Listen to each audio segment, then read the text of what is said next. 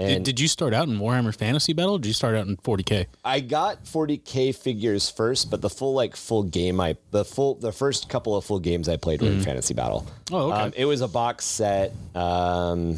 Yeah, I was going to say, most of the friends that I talked to originally started with Fantasy, and then like a couple of them kind of delved into 40K, and then they didn't really drop Fantasy, but Fantasy kind of took a back seat. Fantasy being the old school Age of Sigmar of today. Fantasy Battle. Right, Warhammer Fantasy Battle, yeah. And it's now called Fantasy Battle for the new one? No, before used to be called, yeah. And then now it's called Age of Sigmar? Now it's Age of Sigmar, yeah. And Ryan can deep dive on that. Yeah, but we're gonna continue his origin story, part 2 in the next podcast. Right. We're gonna move on to Kevin's or not. No, go ahead. No, I can't remember what it was. I think it was like Battle Masters or War Masters or something. But basically, like there was an Empire set, and it was all of the good factions, and then there was a Chaos set, and it was all of the Chaos and you got enough.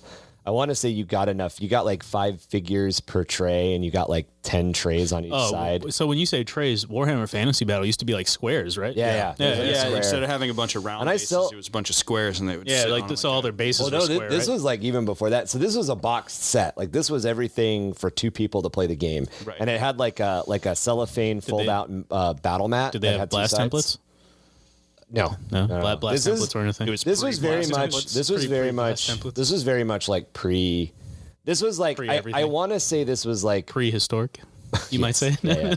I want to say this was kind of before Fantasy Battle, at least for my introduction. They do it now. They've got like there's Blackstone Fortress. Oh, right. There's all of these something box like sets. that. It was one of those like intro box sets. Right.